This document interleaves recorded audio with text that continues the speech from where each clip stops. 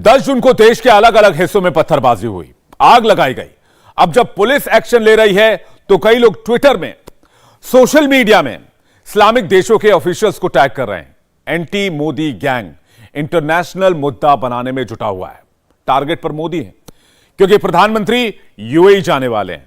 भारत और इस्लामिक देशों में क्या बड़ा फर्क है, यह कुवैत के एक्शन से लोगों को जरूर समझ आ गया होगा। जुमे की नमाज पर कुवैत में कुछ इंडियन मुस्लिम, पाकिस्तानियों और बांग्लादेशियों ने प्रोटेस्ट किया। भारत जैसी पत्थरबाजी तो वहां कर नहीं सकते, लेकिन कुवैत में किसी तरह का प्रोटेस्ट करना भी मना है। नतीजतन सबको कुवैत से निकालने का ऑर्डर जारी कर दिया गया है।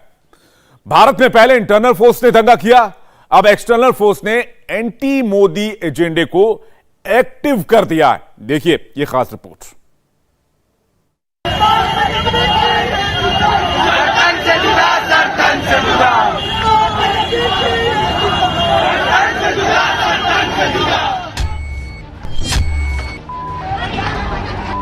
तेरा मेरा रिश्ता क्या, गुस्ताखी रसूल की एक ही सजा।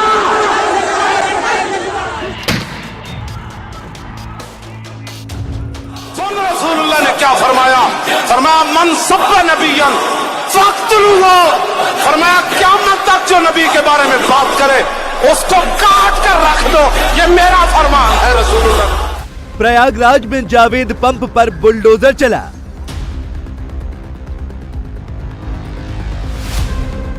दंगे के एक्शन पर रिएक्शन शुरू हुआ।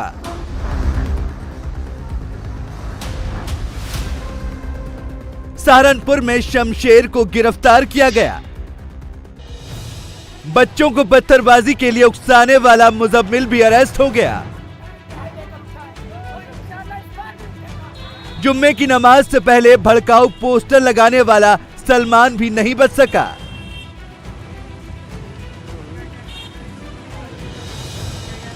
रांची में 22 नामजद लोगों और सैकड़ों अज्ञात लोगों के खिलाफ मामला दर्ज हुआ। अब तक यूपी में 306 लोग गिरफ्तार किए जा चुके हैं।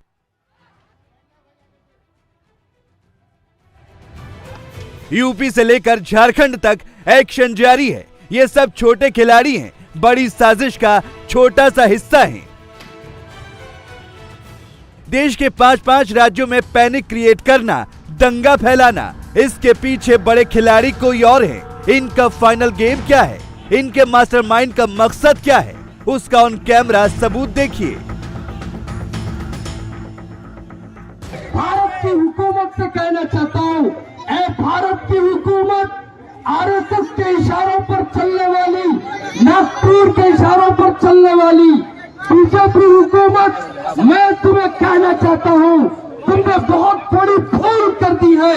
सरवर दो आलम सल्लल्लाहु अलैहि वसल्लम की गुस्ताखी कर कर गुस्ताखे रसूल की एक सजा, गुस्ताखे रसूल की एक सजा। पहला पत्थर फेंकने से पहले, दंगा शुरू होने से पहले यूपी से लेकर महाराष्ट्र तक एक खास तरह का माहौल बनाया गया। लोगों को कैसे कैसे उकसाया गया, पहले वो देखिए। क्यों उकसाया गया वो भी बताएंगे। ये जितना तुम्हारा खून बहा है इस धरती को आजाद करने के लिए, उतना ही खून बहा रहा है। ये तुम्हारे बाप का मुल्क नहीं है, तुम्हारे बाप का मुल्क नहीं है। याद रखो ये चीजों को। तुम अगर अपने आप की औकात में अगर आ गए ना तो हमको ज्यादा वक्त न लगेगा। याद रखो, हमारे जनाब आका रसूलुल्लाह सल्लल्लाहु अलैहि वसल्लम के खिलाफ में गुस्ताखी करने की अगर गलती करेंगे, इसने तुम्हें माफी मांगी, तुमको माफी के लायक नहीं छोड़ेंगे। ये हमारा दावा है तुम्हारे से। कोई प्रधानमंत्री मोदी का नाम लेकर भड़का रहा था, कोई ब्राह्मण राष्ट्र के नाम से डरा रहा था। हमें मालूम है ये तमाम चीजें, ये मुसलमानों को टारगेट करना, ये इस्लाम को टारगेट करना, ये शरीयत को टारगेट करना, ये नबी सल्लल्लाहु अलैहि वसल्लम की शान में गुस्ताखी करना सिर्फ एक वजह से हो रहा है, वो इस मुल्क को ब्राह्मणवादी बनाने के लिए और इस मुल्क को ब्राह्मण राष्ट्र बनाने के लिए। मैं social democratic party of India के इस एहतजाज के जरिए कहना चाहता हूँ, जब तक social democratic party of India का एक आखिरी काबिल मौजूद है, तुम्हारा ये ब्राह्मण राष्ट्र बनाने का, तुम्हारा ये हिंदू राष्ट्र बनाने का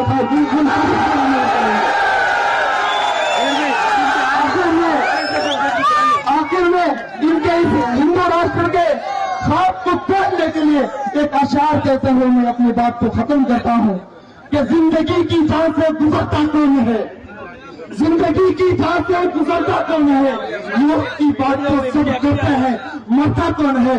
अरे कान खोल कर सुन ले, गुजरात के खातिर तेरे लश्कर के सामने हम थोड़े हैं, मगर फैसला मैदान में होगा कि मरता कौन है। जैसे ही जोश ठंडा होने लगता तो कुछ खास नारे लगाए जाते जो मजहब के नाम पर सबसे ज्यादा असर करते। तेरा मेरा रिश्ता क्या, गुस्ताख रसूल की एक ही सदा, गुस्ताख रसूल की एक ही सदा, नरेंद्र मोदी शांत करो और शराब नहीं तो डूब मरो, गुस्ताख रसूल की एक ही सदा, नरेंद्र मोदी हाय नुपुर शर्मा को फांसी दो, नुपुर शर्मा को फांसी दो। इनका मकसद सिर्फ आंदोलन करना नहीं था, विरोध प्रदर्शन तक सीमित नहीं था, बल्कि इनका आइडिया कुछ और है। इनका आइडिया शक्ति प्रदर्शन था, सरकार को डराना, सरकार को झुकाना है। हर बात मोदी से शुरू होती और मोदी पर खत्म होती। ये सुन ले आरएसएस, नरेंद्र मोदी सुन ले, आरएसएस बीजेपी के गंदे कीड़ों, तुम हमारे नबी का नाम ले रहे हैं। मैं आपको बताता हूं, आज हमको ये महसूस हो गया कि ये आरएसएस और बीजेपी के गंदे कीड़े ये बुज़दिल भी है और बेवकूफ भी है। बेशक बुज़दिल है और बेवकूफ लोग हैं ये। बेशक हमने इस मुल्क के अंदर एसडीपीआई को बनाया है। एसडीपीआई को बनाने के वक्त से लेके आज तक हम ओपन चैलेंज कर रहे हैं, अभी भी ओपन चैलेंज कर रहे हैं हम लोग कि एसडीपीआई का वजूद तुमसे टकराने के लिए हुआ है, तुमको फेस करने के लिए हुआ है।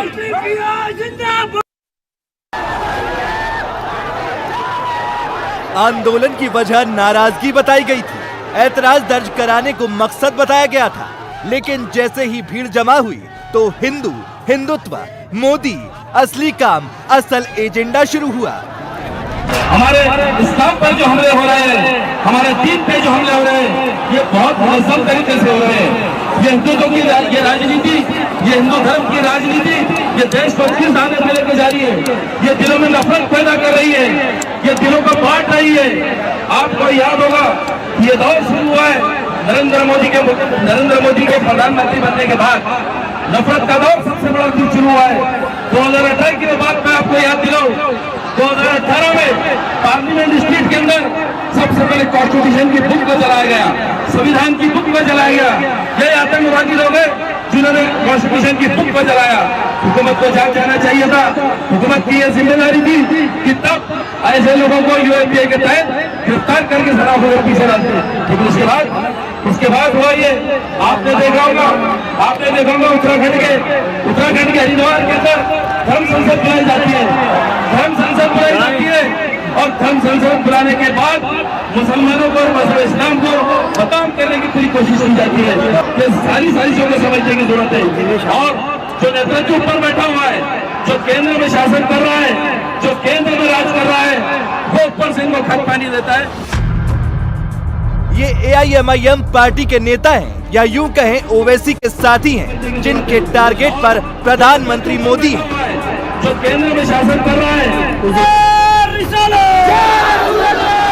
आंदोलन में एक और पार्टी मौजूद दिखी, ये SDPI है, हमारे नबी की शान शौकत, PFI की पॉलिटिकल विंग। कानपुर दंगों से लेकर लगभग हर मजहबी विवाद में इसका नाम आता है। SDPI के मंच से SDPI के कार्यकर्ता, नेता खुले तौर पर पुलिस को, एजेंसियों को धमकी दे रहे हैं। जुबान पर नाम नुपुर शर्मा का है, लेकिन निशाना असल में कोई और है। अब तक हमने अमन का, भाईचारे का पैगाम दिया।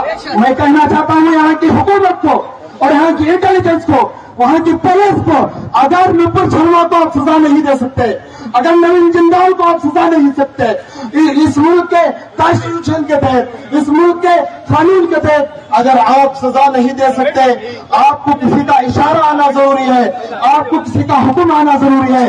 अगर आपके अंदर इतना दम नहीं कि नुपुर शर्मा को फांसी के तख्त पर लटका सको, अगर आपके अंदर इतना दम नहीं कि नवीन जिंदाल गुस्ताख रसूल फांसी के तख्त पर चढ़ा सको, तो नुपुर शर्मा और उस नवीन जिंदाल जो गुस्ताख रसूल है उनको हमारे हवाले कर सकते। अगर आपको लगता है जुमे को जो हुआ वो अब नहीं होगा, अब सड़कों पर दंगाइयों का नाच नहीं होगा, तो पहले आपको एसडीपीआई के नेताओं की बात गौर से सुननी और समझनी चाहिए, क्योंकि इनकी प्लानिंग 1-2 दिन, महीने या साल की नहीं है, बल्कि बहुत लंबी तैयारी की जा रही है।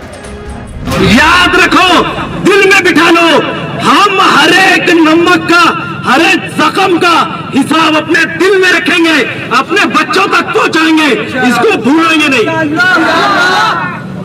और वक्त आने पर इंशाअल्लाह जरूर हर एक कर्ज को उतारेंगे हम।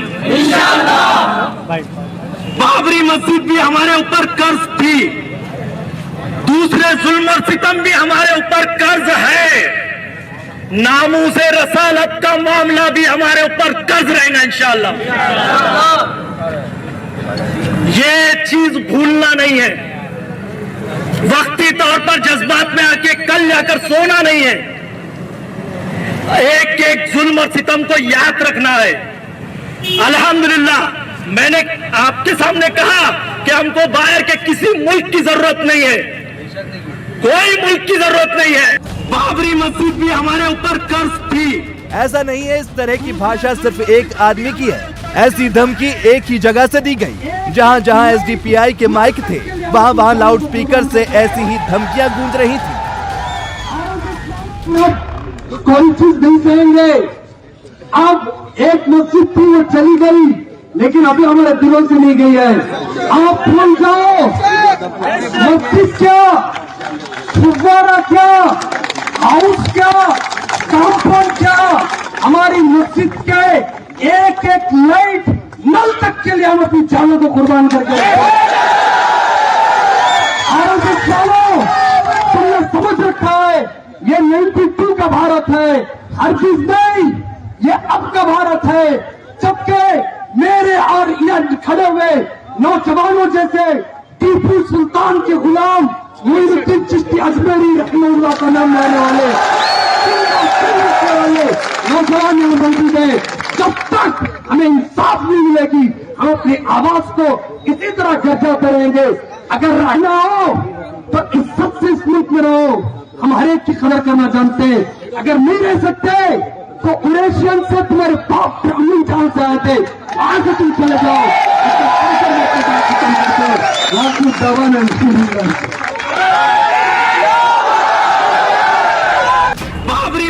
मजहब के नाम पर पॉलिटिक्स जबरदस्त की जा रही है, एंटी मोदी गैंग एक्टिव हो गया है, मगर ऐसा नहीं है सिर्फ ओवैसी और पीएफआई अपना अपना एजेंडा सेट करने में लगे हैं, बल्कि इस रेस में मौलाना भी पीछे नहीं है। 10 जून को दिल्ली से लेकर हैदराबाद तक बवाल हुआ, प्रयागराज से लेकर हावड़ा तक पत्थरबाजी हुई, आग लगाई गई। दंगों में ज्यादातर कम उम्र के लड़के शामिल थे। पुलिस कह रही इनका ब्रेन वॉश किया गया। ये कैसे होता है, इसका सीक्रेट वीडियो आया है। मेरी खास ये 7 जून का वीडियो है, पत्थरबाजी से 3 दिन पहले का। मक्का मस्जिद में मुसलमानों में जागरूकता अभियान प्रोग्राम किया। औरंगाबाद में अलग अलग मस्जिदों के इमामों को बुलाया गया। मेरी खास गुजारिश है अहम मस्जिद से, इमामों से, कि भाई आप महल्ले के इमाम है, मस्जिद के इमाम नहीं है, आप उस महल्ले के खलीफा है। उस महल्ले में क्या बुराई हो रही ये लोग, आप लोग सब जानते हैं। आप देखो, हर मुसलमान अच्छाई की दावत देने, बुराई को रोकने आया है। आप तो इमाम है, आपकी नमाज पढ़ाना और दूसरी तरफ ध्यान नहीं देना ये ड्यूटी नहीं है आपकी। हर गली में, हर अपने माशरे में क्या चल रहा है इसके ऊपर आपका ध्यान होना जरूरी है। और आप जब ये रोकेंगे तो इंशाल्लाह देखो फिर नया इनकलाब आएगा, उलमा इकराम जाग जाएंगे। मौलाना बता रहे हैं मस्जिदों के इमामों से नया इंकलाब आएगा, और जब इंकलाब होगा तो क्या होगा, सरकार और नेताओं के साथ क्या क्या होगा, उसकी भी पूरी लिस्ट तैयार है। जब भी इनकलाब आया मस्जिदों के मिंबरों से आया, उलमा इकराम से आया, और हम जितने भी जो सियासी लोग हैं, जो कारोबारी है, जो दुनियादार है, वो ये गलतफहमी में है कि हम इस मुल्क को चलाएंगे, इस मुल्क में हम हुकूमत करेंगे, ये उनकी गलतफहमी है। जब हमारे उलमा इकराम जाग जाएंगे, हमारे उलमा इकराम जब अपने उस पे आ जाएंगे, तो सिर्फ और सिर्फ सारे सियासतदान, सारे जो भी है सरबराह, ये आप लोगों के सामने घुटने टेकते हुए नजर आएंगे। और हुआ है हिंदुस्तान में, हिंदुस्तान में हमने 1000 साल हुकूमत करी और उलमा इकराम के साथ ही करी, उन्हीं के डायरेक्शन से, उन्हीं के फतवों से हुआ। और जब उलमा इकराम बाजू हट गए, और तो फिर देखो ये तबाही के रास्ते शुरू हो गए। जुमे के पहले ऐसी कितनी जगहों पर कितने इमामों की मीटिंग ली गई, ये सवाल परेशान कर रहा है, क्योंकि मौलाना खुद बता रहे हैं उलेमा साथ था तो 1000 साल हिंदुस्तान गुलाम था, उलेमा फिर साथ आएगा।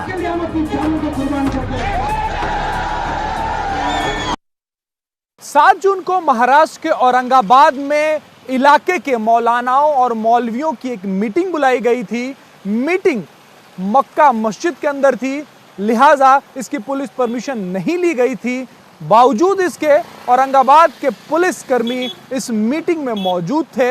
मीटिंग में मौजूद पुलिसकर्मियों ने एक एक मौलाना की तकरीर काफी बारीकी से सुनी है और रिपोर्ट बनाकर अपने आला अधिकारियों को दी है। अब अधिकारी इस रिपोर्ट को देख रहे हैं और ये पता लगाने की कोशिश कर रहे हैं कि क्या किसी मौलाना ने इस मीटिंग में भड़काऊ भाषण तो नहीं दिया। जैसा मौलाना ने बोला था वैसा एक्शन प्रयागराज में भी नजर आया। जुमे की नमाज के बाद जमकर पत्थरबाजी हुई। प्रयागराज में अटाला बड़ी मस्जिद का इमाम अली अहमद गिरफ्तार हुआ। दंगे का मास्टरमाइंड ये भी है।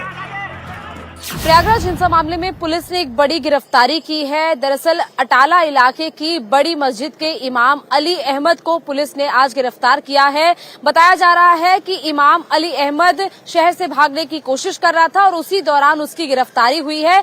अटाला इलाके की बड़ी मस्जिद वही मस्जिद है जिसके आसपास ये पूरा घटनाक्रम हुआ था। शुक्रवार को जुम्मे की नमाज के बाद उसी इलाके में उसी मस्जिद के आसपास हिंसा हुई थी और अली अहमद इमाम का नाम भी पुलिस ने एफआईआर में दर्ज किया था और दोनों थानों में अली अहमद के खिलाफ एफआईआर दर्ज है। और पुलिस लगातार अली अहमद को ढूंढने की कोशिश कर रही थी और आज जब अली अहमद ने भागने की कोशिश की तो पुलिस ने इमाम जो अटाला मस्जिद के हैं उनको गिरफ्तार किया। भारत के अंदर एक माहौल बनाने की कोशिश है। शहर शहर में anti Modi internal force active है जो देश के अंदर काम कर रही है। ऐसी एक एक्सटर्नल फोर्स भी है जो बाहर से anti Modi anti India operation operate कर रही है। #Muslims under attack in India, #Muslims not safe in India, #Muslim lives matter. जब भारत में पत्थरबाजी हुई तो बाहर से किसी ने इसका विरोध नहीं किया। जैसे ही पुलिस का एक्शन शुरू हुआ सोशल मीडिया में #Muslims under attack in India, #Muslims not safe in India, #Muslim lives matter trend करने लगे। पाकिस्तान से, तुर्की से, दुनिया के अलग अलग मुल्कों से ऐसे हैशटैग ट्रेंड कराए गए। मकसद एक ही, भारत को बदनाम करना, क्योंकि हिंदुस्तान के प्रधानमंत्री नरेंद्र मोदी इस्लामिक मुल्क जाने वाले हैं। मोदी 26-27 जून को G7 सम्मेलन में शामिल होंगे। इसके बाद वो UAE जाएंगे। मोदी का UAE दौरा इसलिए बेहद अहम है क्योंकि हाल ही में कई इस्लामिक देशों ने भारत सरकार से अपनी आपत्ति दर्ज कराई थी। इसमें UAE भी शामिल था। हालांकि न UAE ने किसी तरह का समन जारी किया था, न भारतीय राजदूत को तलब किया था। प्रतिक्रिया जाहिर की थी जिस पर भारत ने जवाब भी दिया। जब इस्लामिक देशों के रिएक्शन आए थे तो एंटी इंडिया फोर्स को लगा था अब मोदी के हाथ से इस्लामिक मुल्क निकल जाएंगे। पिछले 8 साल में जो कुछ प्रधानमंत्री ने कमाया है वो बर्बाद हो जाएगा, जिसका खामियाजा खाड़ी देशों में रहने वाले भारतीयों को भुगतना पड़ेगा। लेकिन जितनी जल्दी और जिस तरह से मोदी सरकार ने एक्शन किया उसने ये पूरी साजिश विफल कर दी। चंद घंटों में पूरी नाराजगी खत्म हो गई। अब जब प्रधानमंत्री मोदी यूएई जाने वाले हैं तो एंटी इंडिया, एंटी मोदी माहौल बनाने की कोशिश हो रही है। मोदी और इस्लामिक देशों की दोस्ती पाकिस्तान को और भारत में भी कुछ लोगों को पसंद नहीं आती है। मुस्लिम मुल्कों में जितना सम्मान मोदी को मिलता है उतना कुछ लोगों को चुभता है। 2016 में सऊदी अरब दौरे के दौरान प्रधानमंत्री मोदी को वहां सर्वोच्च नागरिक सम्मान किंग अब्दुल अजीज सैद से सम्मानित किया गया। इसी साल मोदी को अफगानिस्तान के सर्वोच्च नागरिक सम्मान अमीर अमानुल्लाह खान अवार्ड से सम्मानित किया गया। 2018 में grand collar of the state of फिलिस्तीन से सम्मानित किया गया। 2019 में यूएई ने सर्वोच्च नागरिक सम्मान ऑर्डर ऑफ जायद से सम्मानित किया। 2019 में बहरीन ने the king Hamad order of the renaissance award दिया। भारत और इस्लामिक देशों में सबसे बड़ा फर्क क्या है, ये हेडलाइन बता रही है। जिस कुवैत का नाम लेकर हिंदुस्तान में हल्ला मचा था, उसी कुवैत ने जुम्मे की नमाज के बाद प्रदर्शन करने वाली भीड़ पर कड़ी कार्रवाई की है। दावा है इस प्रदर्शन में भारतीय, पाकिस्तानी और बांग्लादेशी थे। सबको वापस उनके वतन भेजने का फैसला लिया गया है। जब प्रधानमंत्री मोदी को शाहीन बाग से नहीं रोक पाया, एंटी सीएए प्रोटेस्ट से नहीं झुका पाए, तो नया प्रयोग किया जा रहा है। मजहब का नाम लेकर धार्मिक भावनाओं को आगे रखकर पीछे से असल एजेंडा चलाया जा रहा है। और अब आज की एक और बड़ी खबर, लॉरेंस बिश्नोई, ये नाम इस टाइम सबसे ज्यादा सुर्खियों में बना हुआ है। लॉरेंस कौन है? 30 साल की उम्र में कैसे वो इतना बड़ा गैंगस्टर बन गया? तिहाड़ के अंदर बैठकर वो कैसे अपनी पूरी गैंग को ऑपरेट करता है? 700 गुर्गों की फौज लॉरेंस ने कैसे बनाई? और कैसे वो सोशल मीडिया पर हीरो बन बैठा? ये तमाम सवाल हैं जो मूसेवाला के मर्डर के बाद तब सुर्खियों में आए जब मर्डर के पीछे लॉरेंस गैंग का हाथ सामने आया। तो आज दिखाते हैं लॉरेंस बिश्नोई की पूरी कुंडली इस खास रिपोर्ट में।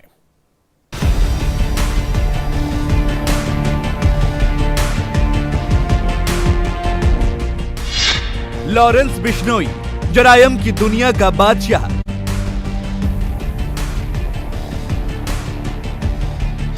सलमान खान को धमकी देने वाला गैंगस्टर।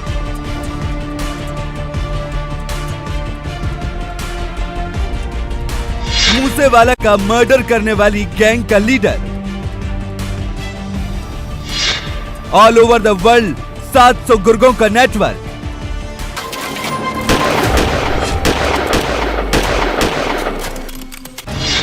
लॉ का स्टूडेंट कैसे बना सबसे बड़ा क्रिमिनल। ये कहानी है देश के उस गैंगस्टर की जो तिहाड़ की बैरक में बैठकर जुर्म की दुनिया का बादशाह बनना चाहता है, जो व्हाट्सएप से सुपारी लेता है, जेल में बैठकर वसूली करवाता है, तिहाड़ से मर्डर का ऑर्डर देता है और खुद को स्टूडेंट लीडर बताता है। मैं तो स्टूडेंट पॉलिटिक्स में था और उसके बाद पुलिस वालों ने बना दिया ये बिना मतलब अलग अलग केसों में इन्वॉल्व करके। ये वैसे ही इतने केस मेरे को कभी कमिट तो मैं आज तक हुआ नहीं, ना कोई खिलाफ गवाही हुई। अभी तक आपने फिल्मों में जेल से बैठकर गैंग ऑपरेट करते गैंगस्टर्स को देखा होगा, लेकिन लॉरेंस बिश्नोई की क्राइम कुंडली कोई फिल्म नहीं बल्कि एकदम रियल पिक्चर है। और सिद्धू मूसेवाला मर्डर केस के साथ सलमान खान को धमकी देने के मामले में खुलकर दुनिया के सामने आ गई है। इंटरनेट पर इस गैंगस्टर्स के लाखों फॉलोअर हैं। एफबी पर आपको लॉरेंस के 150 से ज्यादा फैन अकाउंट मिल जाएंगे। इंस्टाग्राम पर हीरो की स्टाइल में सैकड़ों वीडियो और फोटो मिल जाएंगे। कमेंट बॉक्स में लॉरेंस भाई और जान भी दे सकते हैं जैसे कमेंट भी मिल जाएंगे। लॉरेंस बिश्नोई जुर्म की दुनिया का वो नाम है जो किसी भी वारदात में खुद को सीधे इन्वॉल्व नहीं करता, बल्कि तिहाड़ जेल की बैरक नंबर 8 में बैठकर अपनी पूरी गैंग को हैंडल करता है। दिल्ली के तिहाड़ जेल से लॉरेंस देश के 5 राज्यों में अपनी गैंग चलाता है। दिल्ली, पंजाब, राजस्थान, हरियाणा, हिमाचल में उसकी तूती बोलती है। लॉरेंस का नेटवर्क थाईलैंड, यूके, कनाडा तक फैला है। लॉरेंस बिश्नोई की गैंग में 700 से भी ज्यादा गुर्गे हैं। उसके पास नौजवान लड़कों की फौज है। वो पंजाब यूनिवर्सिटी के लड़कों को अपनी गैंग में शामिल करता है। बिश्नोई पर हत्या, किडनैपिंग, फिरौती के 70 से भी ज्यादा केस दर्ज हैं। लॉरेंस बिश्नोई पर 2010 में हत्या के प्रयास का पहला मुकदमा दर्ज हुआ था। फरवरी 2011 में बिश्नोई पर मारपीट और फोन छीनने का मामला दर्ज किया गया। 2016 में बिश्नोई पर एक कांग्रेस नेता की हत्या का आरोप लगा। उसने फेसबुक के जरिए हत्या की जिम्मेदारी ली थी। लगभग 30 केसों में वो बरी भी हो चुका है। बिश्नोई की उम्र सिर्फ 30 साल है, लेकिन उसके अपराध का ग्राफ सेंचुरी मारने वाला है। बिश्नोई का गैंग दुनिया के कई देशों तक फैला हुआ है। मैक्सिको, इटली और थाईलैंड तक लॉरेंस गैंग का नेटवर्क है। लॉरेंस इन देशों में बैठे अपने साथियों के जरिए रंगदारी, ड्रग्स तस्करी, जमीन कब्जा और हत्याओं को अंजाम देता है। लॉरेंस के निशाने पर बॉलीवुड सेलिब्रिटीज, पंजाबी सिंगर्स और एक्टर्स होते हैं। लॉरेंस के ड्रग ट्रैफिकर अमनदीप मुल्तानी के साथ भी ताल्लुकात हैं। मुल्तानी मैक्सिकन ड्रग कार्टेल से जुड़ा हुआ है। उसे इसी साल अप्रैल में अमेरिकी एजेंसी ने गिरफ्तार किया था। बिश्नोई का दूसरा इंटरनेशनल कॉन्टेक्ट यूके में रहने वाला मॉन्टी था, जिसके इटालियन माफिया से रिश्ते थे। मतलब लॉरेंस का गैंग इंटरनेशनल लेवल पर काम कर रहा है। लेकिन इस टाइम लॉरेंस सलमान को धमकी और मूसेवाला के मर्डर को लेकर सबसे ज्यादा सुर्खियों में है। मूसेवाला हत्याकांड में गिरफ्तार हुए शूटर सौरभ महाकाल ने पुलिस के सामने लॉरेंस का सारा कच्चा चिट्ठा खोल कर रख दिया है। अब क्राइम की इस केमिस्ट्री में लॉरेंस बिश्नोई कनाडा में बैठे उसके गुर्गे गोल्डी बराड के साथ विक्रम बराड की भी एंट्री हो गई है। सिद्धू मूसेवाला मर्डर केस में पुलिस के हाथ लगे शार्प शूटर सौरभ महाकाल ने इस बात का खुलासा किया है। सिद्धू की हत्या से लेकर सलमान को धमकी देने तक की पूरी प्लानिंग लॉरेंस बिश्नोई, गोल्डी बराड और विक्रम बराड ने की थी। मुंबई क्राइम ब्रांच की पूछताछ में महाकाल ने बेहद चौंकाने वाला खुलासा किया है। दरअसल महाकाल ने मुंबई क्राइम ब्रांच को बताया कि सलीम खान को जो धमकी भरा पत्र मिला है वो बिश्नोई गैंग का ही काम है। दरअसल बिश्नोई गैंग से जुड़े हुए विक्रम ने महाकाल को इस बात की जानकारी दी थी और राजस्थान से अपने 2 लोगों को मुंबई से सटे कल्याण में भेजा था, जहां पर खुद महाकाल की उन 2 लोगों से मुलाकात हुई और महाकाल को ये काम सौंपा गया था कि वो ये धमकी भरा पत्र सलमान खान के घर के बाहर जाकर छोड़ दे। लेकिन बिश्नोई गैंग में महाकाल का काम सिर्फ लॉजिस्टिकल सपोर्ट का था। ऐसे में महाकाल ये धमकी भरा पत्र खुद लेकर जाने को तैयार नहीं हुआ, जिसके बाद राजस्थान से जो 2 से 3 लोग विक्रम ने भेजे थे, उन्हीं लोगों ने ये धमकी भरा पत्र उस जगह पर जाकर छोड़ा जहां पर सलीम खान रोजाना मॉर्निंग वॉक करने के बाद में बेंच पर जाकर बैठते थे। पंजाबी सिंगर मूसेवाला के मर्डर से लेकर सलमान खान को मिली धमकी तक अब जिस नाम की सबसे ज्यादा चर्चा हो रही है वो है लॉरेंस का गुर्गा विक्रम बराड। आगे बढ़ने से पहले इसकी क्राइम कुंडली भी समझ लीजिए। विक्रमजीत सिंह बराड़ और विक्रम बराड़ राजस्थान के हनुमानगढ़ का रहने वाला है। विक्रम बराड़ के ऊपर 2 दर्जन से ज्यादा केस दर्ज हैं और ये मर चुके गैंगस्टर आनंदपाल सिंह का करीबी बताया जाता है। लेकिन आनंदपाल के मरने के बाद ये लॉरेंस गैंग से जुड़ गया। बाद में लॉरेंस ने गोल्डी बराड़ और विक्रम बराड़ दोनों को कनाडा भिजवा दिया और कनाडा से ही बैठकर ये दोनों लॉरेंस गैंग को ऑपरेट करने लगे। गोल्डी नॉर्थ इंडिया में लॉरेंस गैंग को ऑपरेट करता है और विक्रम साउथ इंडिया में गैंग हैंडल करता है और एक दूसरे तक मैसेज पहुंचाने के लिए ये लोग इंटरनेट का इस्तेमाल करते हैं। अब सवाल आता है कि क्या सिद्धू मूसेवाला से पहले लॉरेंस गैंग के टारगेट पर बॉलीवुड के भाईजान सलमान खान थे? क्योंकि पिछले दिनों सलमान के पिता सलीम खान को धमकी वाला लेटर मिला, लेकिन लॉरेंस सलमान को धमकी पहले भी दे चुका है। नहीं, जब हम करेंगे तो पता लग ही जाएगा। सलमान खान का करेंगे, मारेंगे यहीं जोधपुर में मारेंगे, तो पता लग जाएगा इनको। अभी तो मैंने कुछ किया ही नहीं, अभी नहीं मतलब कोई इन्वॉल्व कर। बड़ी बात है कि सलमान पर पहले भी हमले की प्लानिंग हो चुकी है। लॉरेंस ने सलमान को मारने के लिए राजस्थान के गैंगस्टर संपत नेहरा को सुपारी भी दी थी। संपत नेहरा मुंबई भी गया था। वो मुंबई के वाशी इलाके में रहा था और सलमान के घर यानी गैलेक्सी अपार्टमेंट की रेकी भी की थी। संपत के पास जो पिस्तौल थी उससे दूर तक निशाना नहीं साधा जा सकता था। सलमान हमेशा बॉडीगार्ड से घिरे रहते थे, इसलिए हमले के विफल होने की आशंका थी। बाद में बिश्नोई के कहने पर संपत ने यह हमला कैंसिल कर दिया था। ये सलमान पर तब हमला करना चाहते थे जब सलमान साइकिल से टहलने निकलते हैं। दूसरी बात, सलमान पर हमले के लिए स्प्रिंग राइफल से हमले की तैयारी थी। यही नहीं, फिल्म रेडी की शूटिंग के वक्त भी लॉरेंस ने सलमान पर अटैक की प्लानिंग की थी। ये पहली बार नहीं है जब गैंगस्टर लॉरेंस बिश्नोई ने सलमान खान को जान से मारने की धमकी दी हो। इससे पहले साल 2018 में खुलेआम लॉरेंस बिश्नोई ने पुलिस कस्टडी के दौरान सलमान खान को जोधपुर में मारने की धमकी दी थी। साथ ही इसके अलावा साल 2021 में दिल्ली पुलिस के मुताबिक अपनी पूछताछ में लॉरेंस बिश्नोई ने खुलासा किया था कि उसने राजस्थान के गैंगस्टर संपत नेहरा के जरिए सलमान खान को मारने की प्लानिंग बनाई थी, जिसमें राजस्थान का गैंगस्टर संपत नेहरा मुंबई सलमान खान के घर गया था और वहां की रेकी भी की थी, लेकिन दूरी ज्यादा होने की वजह से वो सलमान खान के करीब नहीं पहुंच पाया। लॉरेंस ने ही सलमान को धमकी देने की प्लानिंग की, जिसे कनाडा में बैठे उसके गुर्गे विक्रम बराड़ ने एग्जीक्यूट किया।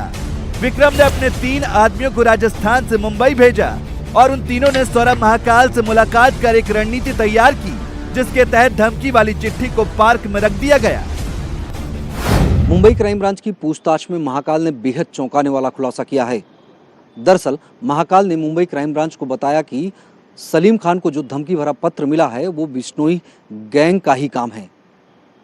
दरअसल बिश्नोई गैंग से जुड़े हुए विक्रम ने महाकाल को इस बात की जानकारी दी थी और राजस्थान से अपने 2 लोगों को मुंबई से सटे कल्याण में भेजा था, जहां पर खुद महाकाल की उन 2 लोगों से मुलाकात हुई और महाकाल को ये काम सौंपा गया था कि वो ये धमकी भरा पत्र सलमान खान के घर के बाहर जाकर छोड़ दे। लेकिन बिश्नोई गैंग में महाकाल का काम सिर्फ लॉजिस्टिकल सपोर्ट का था। ऐसे में महाकाल ये धमकी भरा पत्र खुद लेकर जाने को तैयार नहीं हुआ, जिसके बाद राजस्थान से जो 2 से 3 लोग विक्रम ने भेजे थे, उन्हीं लोगों ने ये धमकी भरा पत्र उस जगह पर जाकर छोड़ा जहां पर सलीम खान रोजाना मॉर्निंग वॉक करने के बाद में बेंच पर जाकर बैठते थे।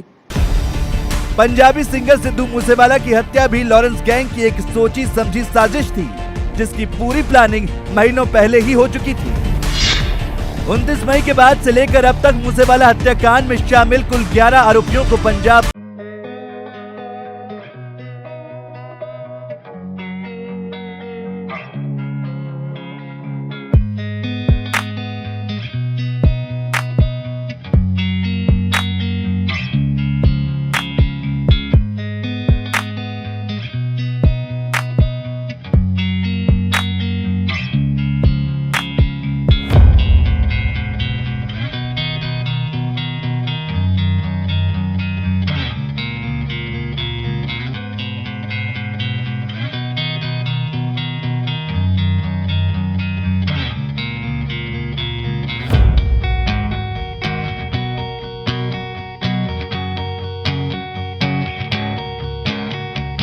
सामने आया है कि लॉरेंस बिश्नोई इसके पीछे मास्टरमाइंड है।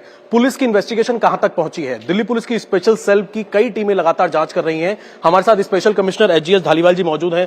सर, स्पेशल सेल की टीम लगातार इस पूरे मामले की जांच कर रही है, क्या कुछ अब तक जांच में सामने आया है? कितने शूटर्स की पहचान की गई है? सर एक सेकंड, कितने शूटर्स की पहचान हुई है सर, और क्या मास्टरमाइंड लॉरेंस बिश्नोई ही है इसमें? हाँ जी, 6 शूटर्स की हमने डेफिनेट पहचान करी है और 2 शूटर जो महाराष्ट्र मॉड्यूल के हैं उनको जिसने इंट्रोड्यूस करवाया उसकी अरेस्ट हो चुकी है। जो मनी ट्रांजैक्शन होनी थी वो वेरीफाइड है, जो उनको पैसे मिले और इसको मिलने थे इंट्रोडक्शन के। उसके अलावा जो 4 लोग इसके अलावा और हैं उस पर अभी हमारी टीम्स फोकस कर रही हैं। सर, विक्रम बराड़ का नाम भी इसमें निकलकर सामने आया है, गोल्डी बराड़ के साथ, वो भी विदेश से बैठ के उसने भी पूरा ऑर्गेनाइज किया था इस किलिंग के अंदर। शूटर्स उसने ही अरेंज कराए थे, जिसकी एलओसी स्पेशल सेल ने खुलवाई थी। विक्रम बराड़ की एलओसी स्पेशल सेल ने खुलवाई थी जुलाई 2021 में और उसका रोल भी शूटर्स ऑर्गेनाइज करने में सामने आया है। खास बात यह है कि महाराष्ट्र से जिन शूटर्स को सिद्धू की हत्या के लिए पंजाब भेजा गया था, उन दोनों को इस पूरी साजिश को अंजाम देने के लिए भारी भरकम रकम भी दी गई थी। यही नहीं, सौरभ और महाकाल को भी 50,000 रुपए मिले थे, क्योंकि महाकाल ने ही दोनों शूटर्स को विक्रम बराड़ से मिलवाया था। महाराष्ट्र मॉड्यूल के 2 शूटर्स थे जिनका नाम अभी इमर्ज किया है, संतोष जाधव एंड नवनाथ सूर्यवंशी। महाकाल ने ये बताया है कि उनको 3.5 लाख रुपए ईच मिले और 50,000 रुपए उसको दिलवाए गए, क्योंकि उसने इन शूटर्स को मेन परपेट्रेटर से इंट्रोड्यूस करवाया था। कुल मिलाकर लॉरेंस बिश्नोई का मकसद एकदम क्लियर है। वो खुद को जुर्म की दुनिया का बादशाह बनाना चाहता है। यही सबसे बड़ी वजह है कि महज 30 साल की एज में उसके पास 700 से ज्यादा गुर्गों की फौज है, जिसमें सैकड़ों की तादाद में केवल शार्प शूटर हैं, जो लॉरेंस के एक इशारे पर मरने मारने के लिए तैयार रहते हैं। 10 जून को दिल्ली की जामा मस्जिद पर प्रदर्शन मामले में पुलिस ने बड़ा एक्शन लिया है। जामा मस्जिद पर बिना परमिशन प्रदर्शन करने और लोगों को भड़काने के आरोप में 2 आरोपी मोहम्मद फहीम और मोहम्मद जावेद को गिरफ्तार कर लिया गया है। दोनों आरोपियों पर आईपीसी की धारा 153A और 188 के तहत मामला दर्ज किया गया है। इंडिया टीवी हर वक्त हर जगह डाउनलोड करने के लिए सर्च करें India TV news Google play store या ऐप स्टोर पर।